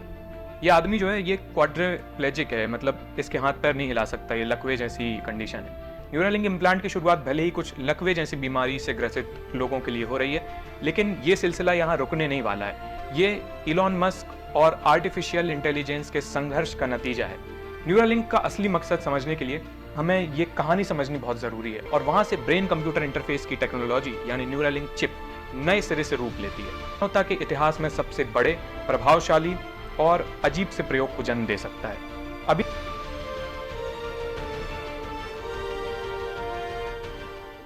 90s में बाजार में इंटरनेट की लहर थी और इस लहर पर सवार इलॉन मस्क ने पीटर थियल के साथ मिलकर एक ऑनलाइन पेमेंट कंपनी खड़ी की जिसका नाम है पेपाल. को ईबे ने एक्वायर कर लिया. चूंकि मस्क के पास पेपाल के सबसे ज्यादा शेयर थे, इसलिए मस्क को इस डील का सबसे ज्यादा पैसा हाथ लगा. इसने स्पेसएक्स नाम की एक कंपनी शुरू की. स्पेसएक्स का मकसद है मनुष्यों को पृथ्वी से निकालकर दूसरे प्लैनेट्स पर भेजना. हमारे पास बैकअप के तौर पर एक दूसरा ठिकाना भी हो, जैसे मंगल ग्रह. इस ठिकाने तक पहुंचने के लिए बहुत ताकतवर रॉकेट्स चाहिए होंगे और स्पेसएक्स यही रॉकेट्स तैयार करने में लगी है. मस्क का ये सपना जितना महत्वाकांक्षी है, ये उतना ही चुनौती भरा काम भी था. शुरुआती सालों में स्पेसएक्स के रॉकेट लॉन्च लगातार उनके पेपाल के पुराने साथी पीटर थियल ने स्पेसएक्स में पैसा फूंका, इन्वेस्ट किया और मस्क की इस कंपनी को डूबने से बचाया. देखो, पीटर थियल ने एक इन्वेस्टर के तौर पर खुद को स्थापित कर लिया था. थियल की स्टार्टअप्स पर अच्छी पकड़ थी और वो नई और उभरती हुई जो कंपनियां होती है ना, उसमें इन्वेस्ट करने लगते. फेसबुक को ज्यादा लोग नहीं जानते थे, तब पीटर थियल इसके पहले बाहरी इन्वेस्टर बनते हैं. इन्वेस्टिंग को लेकर थियल का जो ट्रैक रिकॉर्ड है वो बहुत तगड़ा रहा. पीटर थियल ने फेसबुक, स्पेसएक्स और कई नामी कंपनियों में इन्वेस्ट करने के अलावा ब्रिटेन के एक AI स्टार्टअप में भी निवेश किया था जिसका नाम है डीप माइंड. ये डीप माइंड के फाउंडर एक computer scientist, video game designer और AI रिसर्चर थे. इनकी उम्र थी करीब 35 साल. इसके बाद मस्क ने डेनिस हॅसेबिस को अपनी स्पेसएक्स रॉकेट फैक्ट्री आने का न्योता दिया कि आओ भाई देखो, देखते हैं क्या कर रहे हैं. कि वो बताते हैं कि इन रॉकेट्स के जरिए एक दिन हम मंगल ग्रह पर जाएंगे. अगर विश्व युद्ध, एस्टेरॉइड इम्पैक्ट या किसी दूसरे ये महामारी हमारी किसी खतरे से पृथ्वी पर जीवन समाप्त होने लगे तो कोई दूसरा बैकअप होना चाहिए ना, कोई ठिकाना होना चाहिए मंगल ग्रह टाइप का. तो वहां ये रॉकेट्स अपन को लेके जाएंगे, उसमें बहुत काम आएंगे. सुपर इंटेलिजेंट बनकर हमें पीछे छोड़ सकती हैं, हमें यानी ह्यूमंस को. शायद वो हमें समाप्त करने का फैसला भी ले लें. It's a possibility. तो हॅसेबिस का नाम है आर्टिफिशियल इंटेलिजेंस. मस्क ने हॅसेबिस की कंपनी डीप माइंड में तुरंत $5 मिलियन इन्वेस्ट कर दिए। घर चले जाते थे ये लोग, रात भर गेम्स खेलते और जमाने भर की बातें करते थे। इन दोनों के बीच एआई और उसके भविष्य को लेकर गहरी असहमति पैदा हो रही थी, और इनके बीच ऐसा नहीं होता लेट्स अग्री टू डिसएग्री, नहीं। ये इलॉन मस्क के बर्थडे का दिन था, तो भाई ने बर्थडे पार्टी रखी थी और पार्टी में इलॉन मस्क और लैरी पेज के बीच एआई को लेकर तगड़ी बहस हो गई। आर्टिफिशियल इंटेलिजेंस के अराउंड सेफगार्ड्स नहीं बनाएंगे, इसकी नाकेबंदी नहीं करेंगे किसी तरीके से। कहना था कि ह्यूमन कॉन्शियसनेस यूनिवर्स में झिलमिलाती हुई एक बेशकीमती ज्योति की तरह है और हमें ये ज्योत जलाए रखनी है, बुझने नहीं देनी है। देखो, हमने कास्टिस्ट लोग देखे हैं, जातिवादी, रेसिस्ट लोग देखे हैं, नस्लवादी। लगाया कि भाई बात करते हैं। 2014 में गूगल ने डीप माइंड को अक्वायर करने का ऐलान किया और लैरी पेज की दोस्ती में दरार पड़ने लगती है। पिछले कुछ सालों में, पिछले कुछ महीनों में भी एआई ने तेजी से तरक्की। मस्क एक सॉफ्टवेयर एंटरप्रेन्योर से मिलते हैं, 30 साल का लड़का जिसमें मस्क जैसी इंटेंसिटी थी। पोलो अल्टो में एक डिनर के बाद मस्क और ऑल्टमैन के बीच सहमति बनती है। एक non profit artificial intelligence research lab बनाने का काम शुरू होता है। इसका नाम रखा गया ओपन एआई। आइडिया ये था कि वो अपने सॉफ्टवेयर को ओपन सोर्स रखेंगे ताकि दूसरे एआई रिसर्चर इसे रीयूज कर सकें और इसमें कंट्रीब्यूट कर सकें। इलिया जो है वो एक रशियन मूल के तेज दिमाग साइंटिस्ट हैं। इन्होंने कम उम्र में आर्टिफिशियल इंटेलिजेंस पर अच्छी पकड़ बना ली थी। जॉफ्री हिल्टन और स्टैनफोर्ड के चर्चित प्रोफेसर एंड्रू एंग के साथ काम कर चुके थे। अपनी पढ़ाई के बाद इलिया ने जॉफ्री हिल्टन की कंपनी DNN रिसर्च ज्वाइन की, लेकिन 2013 में गूगल ने इस कंपनी को भी एक्वायर कर लिया। इसलिए 2013 से तो बहुत हैवी सैलरी, ज्वाइनिंग बोनस और ओपन एआई में को फाउंडर और चीफ साइंटिस्ट बनाने का ऑफर दिया गया। दरार पैदा कर दी। ओपन एआई की शुरुआत के साथ मस्क और लैरी पेज की दोस्ती खत्म हो जाती है, वो बातचीत बंद करते। उन्होंने 2016 में न्यूरालिंक की शुरुआत की और जिस बिल्डिंग में ओपन एआई का दफ्तर था उसी में न्यूरालिंक का ऑफिस भी खोला गया। कार कंपनी टेस्ला में पहले से ही एआई से जुड़े काम करवा रहे थे। दरअसल टेस्ला की सेल्फ ड्राइविंग एबिलिटी एआई से ही मुमकिन हो पाती है और ये ऑटो पायलट वाली कार्स अच्छा खासा डेटा कलेक्ट करते हुए चलती हैं। Data is the new oil. Open AI को टेस्ला के साथ मिला देना चाहिए जो इनकी कंपनी थी। मस्क और ओपन एआई के रास्ते अलग अलग हो गए। इन्होंने माइक्रोसॉफ्ट से फंडिंग जुटा ली और आगे चलकर ओपन एआई ChatGPT को मार्केट में लाकर तहलका मचा दिया। गूगल ने भी अपना चैटबॉट बार्ड रिलीज किया और ओपन एआई को टक्कर देने की कोशिश की, लेकिन टेस्ला ऑप्टिमस नाम से एक रोबोट बना रही है जिसमें असली दुनिया में नेविगेट करने की, जैसे हम आप नेविगेट करते हैं इस दुनिया में, वैसी कैपेबिलिटी डेवलप करने की कोशिश की जा रही है। जो नाम का एक सुपर कंप्यूटर भी है टेस्ला का, जिसमें लाखों करोड़ों वीडियोस से एक आर्टिफिशियल न्यूरल नेटवर्क को ट्रेन किया जाएगा ताकि वो जो न्यूरल नेटवर्क है, जो कि एक प्रोग्राम ही है, उसे ह्यूमन ब्रेन को सिमुलेट करने जैसा बनाया जा सके, दिमाग की नकल की जा सके एक तरीके से। एक राइवल प्लेटफॉर्म भी लॉन्च किया, इसे वो XAI कहते हैं और ChatGPT की तरह XAI का अपना एक चैटबॉट भी है जिसका नाम है ग्रॉक। में न्यूरालिंक, जिसके बारे में हम बात कर रहे हैं पिछली कुछ, है कि एआई की बढ़ती ताकत के साथ सेफ्टी इंश्योर करने का एक दूसरा रास्ता है कि ये रोबोट्स और एआई सिस्टम्स हम मनुष्यों की मर्जी के हिसाब से चलने चाहिए। ऐसा नहीं होना चाहिए कि ये अपने गोल्स, इनके अपने इरादे पैदा हो जाएं और इसके नतीजतन हम मनुष्य बेकार और बौने और बर्बाद हो जाएं। साथ में मिलजुल कर रहे हैं ना, वो भी ऐसे कि अपनी मर्जी से चले। इस तरह का सयस्त और न्यूरालिंक का जन्म हुआ।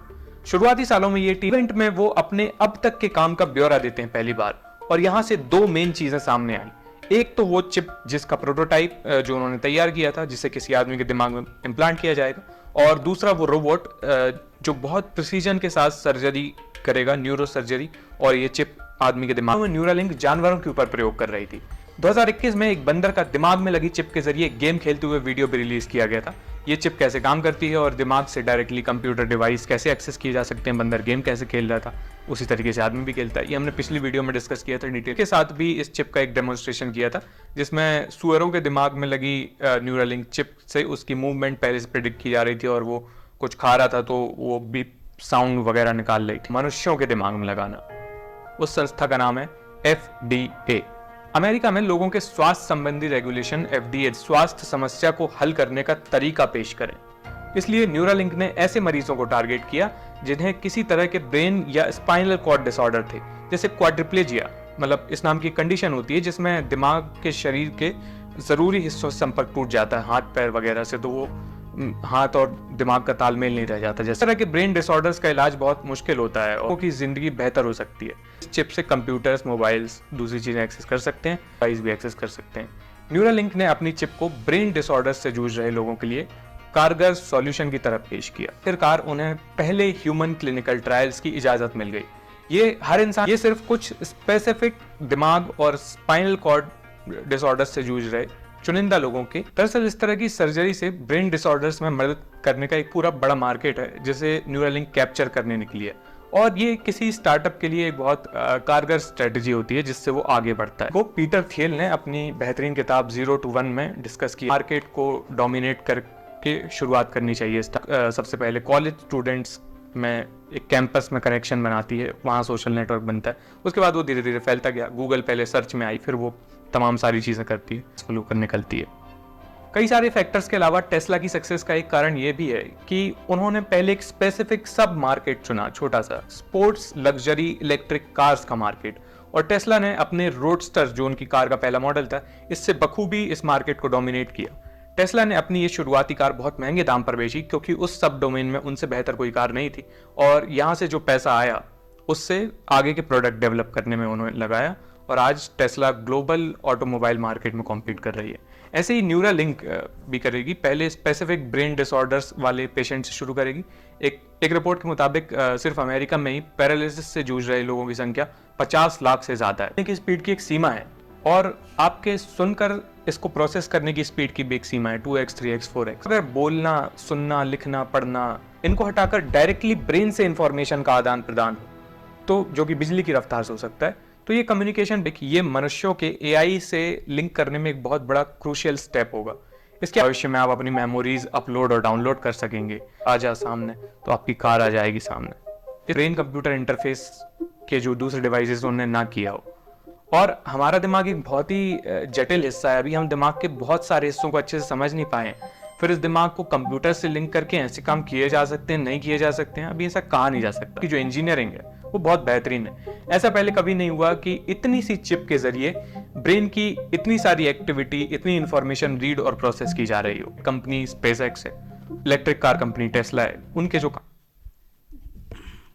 आता हे आपण थोडक्यात एलन मस्कनी काय काय केलं ते आपण पाहिलंय. आता एक छोटासा फक्त अजून एक थोडा एक व्हिडिओ दाखवतो की ज्याच्यामध्ये ऍक्च्युली ती चिप कशी इम्प्लांट केली, म्हणजे आणि हे काय म्हणजे असं हे नाही की फक्त व्हिडिओसाठी, हे रिअल मध्ये झालेलं आहे की ज्यांना म्हणजे काही मेडिकल कंडिशन आहेत तर त्यांच्यासाठी त्या चिप केलेल्या आहेत, आणि तो पेशंट पण नंतर इलॉन मस्कच्या कंपनी न्यूरालिंक कंपनीने डिस्प्ले पण केला आहे त्यांच्या साईटवरती. तर आपण आता हा व्हिडिओ पाहूया. ये देखो, ये है ब्रेन, और ब्रेन में फिट होने से जस्ट पहले ये है न्यूरालिंक चिप। न्यूरालिंक चिप को फिट करने के लिए और दिमाग तक पहुंचने के लिए सबसे पहले तो डॉक्टर आपके सिर पर एक छोटा सा कट लगाएंगे, मतलब वो आपके सिर के ऊपर की स्किन को इस तरह से साइड कर देंगे। जब ये स्किन हटाई जाती है ना, तो वो मजबूत हड्डी नजर आने लगती है जो आपके दिमाग को कवर करती है, यानी कि आपके सिर की हड्डी, जिसे स्कल बोला जाता है। चूंकि ये सिर की हड्डी बहुत ही मजबूत होती है, इसलिए डॉक्टर्स को इसमें छेद करने के लिए एक स्पेशल ड्रिल मशीन का यूज करना पड़ता है। स्कल के नीचे ये जो व्हाइट कलर की परत आपको दिखाई दे रही है, ये है ड्यूरामेटर। स्कल और ड्यूरामेटर का मेन काम होता है हमारे नरम और जेली जैसे ब्रेन को बचा के रखना। अब डॉक्टर्स ड्यूरामेटर पर भी ये कट लगाकर उसको भी हटा देते हैं, और जो हिस्सा अब आपको दिख रहा है वो ही है असल में हमारा ब्रेन, जिसमें ये न्यूरालिंक चिप फिट सर्जरी को फाइनल टच देने का काम ये R1 रोबोट करेगा। ये रोबोट सबसे पहले तो अपने हाईटेक सेंसर से दिमाग का एक डिटेल्ड 3D मैप बनाएगा, और फिर वो जगह आइडेंटिफाई करेगा जहां कोई ब्लड वेसल्स ना हो, मतलब सर्जरी के लिए दिमाग के अंदर कुछ सेफ जोन्स को चूज करेगा। किसी सिलाई मशीन की तरह ही ये रोबोट एक एक करके न्यूरालिंक में लगे इन 64 थ्रेड्स को बड़ी ही सफाई और प्रिसीजन के साथ दिमाग में फिट करता जाएगा। फाइनली सारे थ्रेड्स लगने के बाद न्यूरालिंक का ये डिवाइस स्कल में इस तरह से रख। सपने में भी नहीं सोचा था कि मैट्रिक्स वाला वो इम्पॉसिबल डिवाइस एक दिन सच में एग्जिस्ट कर पाएगा, पर गेस व्हाट, इलॉन मस्क के न्यूरालिंक ने इस इम्पॉसिबल को पॉसिबल बना दिया है। न्यूरालिंक बिल्कुल वैसा ही है जैसी ये आपकी smart. In a lot of ways, it's kind of like a Fitbit in your skull with tiny wires. अगर आपको याद हो तो जनवरी 2024 में ही ये न्यूज काफी वायरल हुई थी कि दुनिया के पहले इंसान के ब्रेन में न्यूरालिंक इम्प्लांट किया गया है, लेकिन इम्प्लांट होने के बाद भी इस पेशेंट के बारे में कोई इन्फॉर्मेशन पब्लिक नहीं की जा रही थी, और इसी रीजन से सोशल मीडिया पर लोग ये बातें करने लग गए थे कि ये इम्प्लांट असल में हुआ भी है या नहीं, या फिर इलॉन मस्क फिर से कोई पब्लिसिटी स्टंट कर रहा है। तभी अचानक आज से कुछ दिन पहले न्यूरालिंक ने एक्स प्लेटफॉर्म पर अपने ऑफिशियल हैंडल पर इस पहले पेशेंट का, यानी कि ये नोलन ऑरबॉक का चेस खेलते हुए का एक वीडियो डाला। ये वीडियो देखने के बाद हर कोई शॉक्ड था क्योंकि नोलन की गर्दन से नीचे का पूरा शरीर काम ही नहीं कर सकता था। मतलब ये कि नोलन गर्दन से नीचे पैरालाइज्ड है। और भाई ये चेस गेम भी वो सिर्फ और सिर्फ अपनी सोच की ताकत से। कुछ सालों में न्यूरालिंक लगवाने के बाद बात करने के लिए आपको मुंह से कुछ बोलने की या किसी डिवाइस का सहारा लेने की जरूरत ही नहीं पड़ेगी। बस अपने थॉट्स के जरिए ही हम एक दूसरे से बातचीत कर सकेंगे। इलॉन मस्क के हिसाब से तो न्यूरालिंक की बदौलत आप अपने दिमाग में किसी भी मेमोरी को स्टोर, अपलोड या फिर डाउनलोड तक भी कर पाओगे। यहाँ तक कि न्यूरालिंक की मदद से कोई भी इंसान अपनी मेमोरीज को एक कंप्यूटर या रोबोट में ट्रांसफर कर पाएगा। यानी कि एक तरह से डिजिटल इमोर्टलिटी अचीव की जा सकती है, यानी डिजिटली वो इंसान अमर हो जाए। न्यूरालिंक भी एक इलेक्ट्रॉनिक डिवाइस है, तो क्रिमिनल्स इसे भी कंप्यूटर या फोन की तरह हैक तो कर ही सकते हैं ना। सोचो अगर आपके दिमाग में फिट किए गए इस डिवाइस में कोई कंप्यूटर वायरस ही डाल दिया जाए तो। और हाँ, यूनाइटेड नेशंस ने तो ये वार्निंग तक भी दी है कि ये क्रिमिनल्स हमारे दिमाग में घुसकर हमारे थॉट्स, फीलिंग्स और यहाँ तक कि हमारी मेमोरीज तक को भी बदल सकते हैं। आज इस वीडियो में हम डिटेल में समझेंगे कि न्यूरालिंक क्या चीज है, आखिर ये काम कैसे करता है और कैसे आने वाले कुछ टाइम में ये टेक्नोलॉजी हम इंसानों के लिए एक बहुत ही बड़ा गेम चेंजर साबित हो। लिंक एक BCI यानी कि ब्रेन कंप्यूटर इंटरफेस पर बेस्ड टेक्नोलॉजी है। इसमें एक चिप के जरिए कोई बंदा डायरेक्टली अपने दिमाग और कंप्यूटर के बीच एक रियल टाइम कनेक्शन बना सकता है। मतलब रियल टाइम कनेक्शन को आप ऐसे समझ सकते हैं। और बेसिक लेवल पर समझे तो BCI एक कंप्यूटर बेस्ड सिस्टम है जो हमारे दिमाग में बनने वाले सिग्नल्स को पकड़ता है, उनको समझता है और फिर उनको कंप्यूटर की भाषा में यानी कि बाइनरी कोड्स में ट्रांसलेट करता है। आसान भाषा में बोलूं तो बाइनरी कोड्स यानी कि 0 और 1। हो सकता है आप में से कुछ लोगों को ये नहीं पता होगा कि कंप्यूटर्स इन्हीं 0 और 1 की भाषा में बात करते हैं। Finally computer in binary codes को समझकर स्क्रीन पर दिखा देता है। जैसे इमेजिन करो आप एक वीडियो गेम खेल रहे हो। एक ट्रेडिशनल तरीका जो आज तक हम यूज करते आए हैं वो तो ये हो गया कि हम इस कंट्रोलर की मदद से इस गेम को खेलें। लेकिन दूसरा एडवांस तरीका हमारे पास ये है। एग्जांपल वीडियो गेम का ये कैरेक्टर भागने लगे या जंप करने लगे और वो भी सिर्फ आपके सोचने से। और अगर ये वीडियो आप ध्यान से देखोगे तो न्यूरालिंक का यूज करके ये बंदर भी अपने हाथों का यूज किए बिना ही डायरेक्टली अपने दिमाग से ही इस कंप्यूटर गेम को खेल रहा। नॉन इन्वेजिव BCI में इस तरह की केबल्स से ब्रेन को कंप्यूटर से कनेक्ट कर दिया जाता है। इसका यूज बेसिकली मेडिकल फील्ड में ही होता है, जैसे किसी बीमारी को पकड़ने के लिए किसी ब्रेन को स्कैन करना। इसके अलावा इन्वेजिव BCI में एक चिप को ब्रेन के अंदर ही इंसर्ट कर दिया जाता है। और न्यूरालिंक भी कुछ और नहीं बल्कि एक इन्वेजिव BCI का ही एग्जांपल है। इन्वेजिव BCI का यूज मेडिकल फील्ड के साथ साथ ह्यूमन पावर को बढ़ाने के लिए भी किया जा सकता है, जैसे कि आपने थोड़ी देर पहले चेस वाले एग्जांपल में देखा था, यानी कि एक पैरालाइज्ड बंदे को नई जिंदगी देना। लेकिन इलॉन मस्क का असल सपना तो कुछ और ही है। उसके हिसाब से हम इस टेक्नोलॉजी का यूज करके अपनी इंसानी शक्तियों को कई गुना बढ़ा सकते हैं। इस कॉन्सेप्ट को साइंटिफिक लैंग्वेज में ट्रांस ह्यूमन कहते हैं। अगर ध्यान से देखा जाए तो आयरन मैन यानी कि टोनी स्टार्क इस ट्रांस ह्यूमन वाले कॉन्सेप्ट में बिल्कुल फिट बैठ। टाइम के साथ जैसे जैसे आर्टिफिशियल इंटेलिजेंस का इंटीग्रेशन और अपग्रेड्स इस चिप में होते जाएंगे वैसे वैसे इसके अनबिलीवेबल रिजल्ट्स हम सबके सामने आते जाएंगे। समझो न्यूरालिंक की न्यूज सबने ऊपर ऊपर से सुनी थी। लोग उसको हल्के में भी ले रहे थे ये सोचकर कि अरे ये तो बस एक फिक्शनल कॉन्सेप्ट है। लेकिन फिर अचानक इसी साल 30 जनवरी को ये न्यूज लोग इम्प्लांट की बात यहाँ हो रही है। उस इम्प्लांट को बनाने वाली कंपनी है न्यूरालिंक और इस कंपनी के फाउंडर हैं इलॉन मस्क, जो AI इंडस्ट्री के सबसे बड़े टेक विजनरी कंसिडर। ये एक ऐसा प्रोडक्ट है जो इंसानियत को पूरी तरह से बदल के रख सकता है। इवन इस इवेंट के हिसाब से कोई स्पेसिफिक रिजल्ट अचीव करने के लिए इस न्यूरालिंक को ब्रेन के अलग अलग एरियाज में लगाया जा सकता है। स्पेसिफिक रिजल्ट के हिसाब से न्यूरालिंक ने बेसिकली अभी 2 प्रोडक्ट्स की बात की है। पहला तो है टेलीपैथी और दूसरा है ब्लाइंड साइट। एक एक करके इन दोनों की ही बात करेंगे क्योंकि ये दोनों ही लाइफ चेंजिंग डिवाइसेस हैं। लेकिन शुरुआत सबसे पहले टेलीपैथी से करते हैं। बट अगेन आगे बढ़ने से पहले उसका नाम न्यूरालिंक इस पहले पेशेंट यानी कि नोलन के सिर में फिट किया गया है वो है टेलीपैथ और सिर्फ अपना ब्रेन का यूज करके ही किसी से भी बात की जा सकती है। My name is Charles Xavier. I'm a mutant like you. I can hear your thoughts. Yes, and I can hear yours. Is video में आप क्लियरली देख पा रहे होंगे कि कैसे प्रोफेसर एक्स ने बिना बोले बस अपने दिमाग के जरिए ही सबसे बात कर ली है। न्यूरालिंक कंपनी अपने टेलीपैथी डिवाइस के थ्रू कुछ ऐसा ही अचीव करना चाहती है। इवन नोलन ने भी अपने आप को इस प्रोफेसर एक्स से ही कंपेयर किया है। खैर टेलीपैथी के इस फर्स्ट वर्जन का नाम है N1 इम्प्लांट। शॉकिंगली ये N1 इम्प्लांट इतना छोटा है कि इसका साइज लगभग 5 रुपए के सिक्ला सेक्शन है बायो कंपेटिबल एनक्लोजर का, दूसरा सेक्शन है बैटरी का, तीसरे सेक्शन में है ये चिप और लास्ट सेक्शन में है ये पॉलीमर थ्रेड। सबसे पहला सेक्शन यानी कि ये बायो कंपेटिबल एनक्लोजर एक ऐसा प्रोटेक्टिव कवर है जो पॉलीमाइड नाम से एक मटेरियल से बना है। इस मटेरियल की सबसे खास बात यह है कि ये ह्यूमन बॉडी में जाकर कोई सूजन या डैमेज क्रिएट की। ये बैटरी वायरलेस चार्जिंग टेक्नोलॉजी पर बेस्ड है। अब इस टेक्नोलॉजी को एक एग्जांपल की मदद से समझो। इस आईफोन को चार्ज करने के लिए जैसे ही मैंने इसे चार्जिंग पैड पर रखा वैसे ही इसमें ये इलेक्ट्रोमैग्नेटिक करंट बनना शुरू हो गया। चार्जिंग पैड के ऊपर रखे हुए इस आईफोन में ये करंट इस तरह से पास होगा और बैटरी को चार्ज करना शुरू कर देगा। इस चार्जिंग पैड के नीचे जाके बैठा वैसे ही इसका डिवाइस भी चार्ज होना शुरू हो गया। इस बैटरी का एक डाउनफॉल जो नोलन ने बताया है वो ये कि N1 इम्प्लांट की बैटरी लाइफ सिर्फ 8 घंटे की है और इसे बार बार चार्ज करना पड़ता है। और आखिरी सेक्शन है इन पॉलीमर थ्रेड्स का। एक इम्प्लांट में टोटल 64 थ्रेड्स हैं। इन थ्रेड्स की सबसे यूनिक बात यह है कि ये एक थ्रेड इंसान के खून में मौजूद इस रेड ब्लड सेल से 1.4 टाइम्स पतला है और इंसान के एक बाल से 20 गुना ज्यादा पतला और फ्लेक्सिबल है। लेकिन अभी ये टेक्नोलॉजी एकदम स्टार्टिंग फेज में है, इसलिए अभी टेलीपैथी के इस फर्स्ट वर्जन के जरिए एक बंदा किसी कंप्यूटर या फोन को अपनी थिंकिंग पावर से ही कंट्रोल कर सकता है। अभी भी एक बड़ा सवाल आप लोगों के मन में ये भी आ रहा होगा कि N1 इम्प्लांट लगाने से हम कोई डिवाइस कंट्रोल कैसे? डिवाइस कंट्रोल करने से पहले एक बार ये समझो कि हमारे ब्रेन में इंफॉर्मेशन कैसे ट्रेवल करती है। ये हमारा दिमाग है, यानी कि ह्यूमन ब्रेन है। इस दिमाग में 100 बिलियन से भी ज्यादा न्यूरॉन्स आपस में कुछ इस तरह से जुड़े रहते हैं। अब ये न्यूरॉन किसी भी इंफॉर्मेशन को एक सीक्रेट कोड यानी कि एक इलेक्ट्रिक सिग्नल में चेंज कर देता है। ये इलेक्ट्रिक सिग्नल्स एक न्यूरॉन से दूसरे न्यूरॉन तक जाते हैं और इस तरह से एक कम्युनिकेशन नेटवर्क बनाना शुरू कर देते हैं। इस कम्युनिकेशन के दौरान ही न्यूरॉन्स के अंदर जो इलेक्ट्रिकल एक्टिविटी होती है उसे एक्शन पोटेंशियल या न्यूरॉन स्पाइक बोलते हैं। जब ये न्यूरॉन्स फायर करते हैं तो एक इलेक्ट्रिक फील्ड बनना शुरू हो जाता है और ये इलेक्ट्रिक फील्ड इलेक्ट्रोड्स के जरिए डिटेक्ट किया जा सकता है। आसान भाषा में समझाऊं तो इलेक्ट्रोड्स वो मटेरियल हैं जो इलेक्ट्रिसिटी को आराम से अपने अंदर से गुजरने देते हैं। और हाँ, वो N1 इम्प्लांट जिसके बारे में हमने बात की थी उसके हर एक थ्रेड पर इस तरह के 16 इलेक्ट्रोड्स लगे हुए हैं, मतलब कि कुल मिलाकर 1024 इलेक्ट्रोड्स। तो बेसिकली कहने का मतलब ये है कि आप जो भी फील करोगे उसको ये 1024 इलेक्ट्रोड्स बहुत ही आसानी से रिकॉर्ड। न्यूरालिंक के ये जो थ्रेड्स हैं ये इस इलेक्ट्रिक सिग्नल को कैच करके N1 चिप तक पहुंचा देते हैं। तर अशा पद्धतीने आपण पाहिलं की कसं आपण ह्याच्यामध्ये आपल्या मेंदूमध्ये ती न्यूरालिंक जी आहे ती N1 जो प्लांट आहे तो आपण आपल्या ह्याच्यामध्ये इम्प्लांट करू शकतो।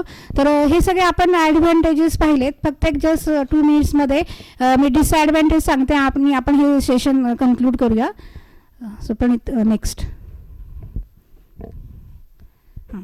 तर आता खूप सारे डिसॲडव्हान्टेज आहेत मध्ये मगाशी मी जसं सांगितलं की जॉब हे होतील वगैरे, हे सगळे डिसॲडव्हान्टेज आहेत। पण त्याचबरोबर 2 व्यक्ती ज्यांना नोबेल प्राईज मिळालेले आहे त्यांचं म्हणणं काय आहे AI संदर्भात, त्यांनी इतकं AI वरती रिसर्च केलंय पण तरीही त्यांनी सांगितलं की AI हे ह्युमन बिंगसाठी कसं डेंजरस असू शकतं, आपण किती चांगल्या पद्धतीने एखाद्या टेक्नॉलॉजीचा यूज केला पाहिजे, याचा मिसयूज नाही झाला पाहिजे।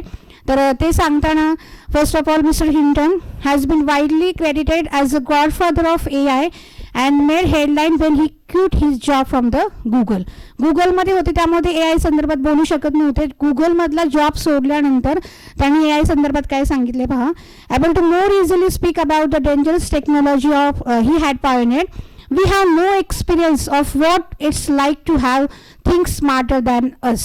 म्हणजे आपल्यापेक्षा कशा स्मार्टर मशीन होऊ शकतात हे आपण सांगू शकत नाही। म्हणजे मशीन आपल्याला कशा पद्धतीने एम्पावर करू शकतात हे आपण सांगू शकत नाही।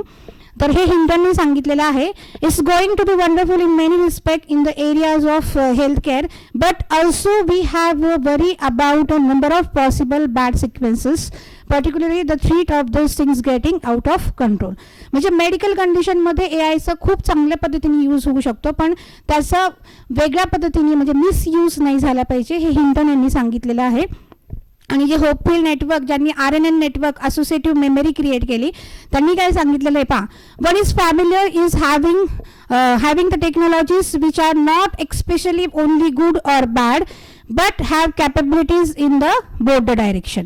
म्हणजे कुठलीही एखादी गोष्ट ज्यावेळेस तयार होती तर तिची फक्त पॉसिबिलिटीज चांगल्याच गोष्टीने आहेत असं नाही, त्याला 2 डायरेक्शन असतात, एक तर चांगली असेल किंवा एक तर वाईट असेल। तर ह्यातनं आपण हे शिकायचं की AI मध्ये भरपूर साऱ्या गोष्टी आहेत की ज्या गोष्टींचा यूज करून आपण चांगल्या पद्धतीने डेली लाईफमध्ये यूज करू शकतो पण त्याचा तितकाच मिसयूज सुद्धा झाला नाही पाहिजे। आणि हे सगळे रेफरन्सेस आहेत की जे मी ह्या PPT बनवताना म्हणजे सगळी PPT मी AI मध्ये वापरलेली आहे। कुठलीही डिझायनिंग जी आहे ती सगळं डिझायनिंग करताना AIचा वापर केलेला आहे। फ्री ऑफ कॉस्टमध्ये आपण हे सगळं करू शकतो, फक्त आपल्याला जमलं पाहिजे की कुठली म्हणजे आता सपोज काही काही ठिकाणी आता पे करावं लागतं तर मग पे करताना आपण पे नाही करणार, आपल्याला फ्री ऑफ कॉस्टमध्ये पाहिजे, मग तिथे स्क्रीनशॉट घेऊन टाकायचे, हे लॉजिकली आपल्याला त्या गोष्टी जमल्या पाहिजेत। ठीक आहे। आता लास्टली थँक्यू सुद्धा, म्हणजे आता तुम्ही इतक्या वेळ माझं लेक्चर ऐकलं, इतक्या पेशन्सली सगळे बसला, पण शेवट आपण जो आहे तो परत एकदा AIनीच करणार आहोत। मी तुम्हाला फक्त थँक्स म्हणते आणि बाकीचं जे काही थँक्यू आहे ते AIच करेल। As I conclude this lecture, I would like to express my heartfelt gratitude to all for listening me. I appreciate all attendees for their active participation and valuable contributions. It's been a pleasure hosting this lecture, and I hope everyone leaves today with a greater understanding and new perspectives on era of artificial intelligence. Once again, thank you all of you. Have a great day ahead. मॅडमनी किती चांगल्या प्रकारे lecture दिलं.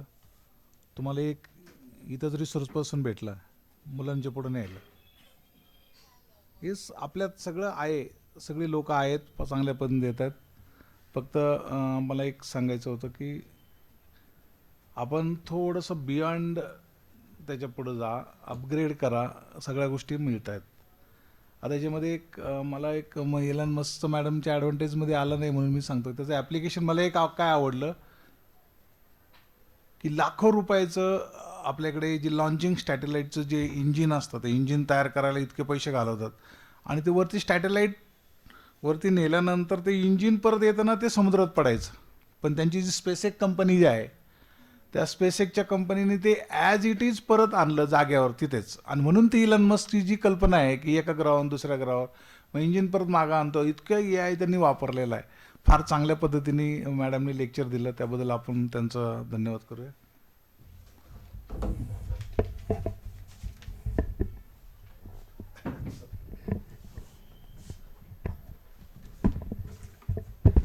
Now we are at the concluding part of the program.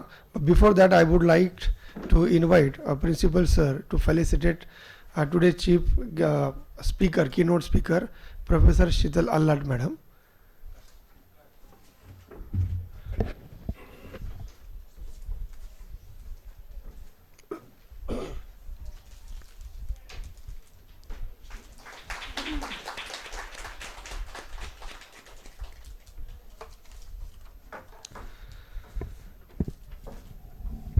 I would like to thank Honorable Vilas Lande sir for giving an opportunity to conduct such kind of lectures on the occasion of Silver Jubilee of the Institute.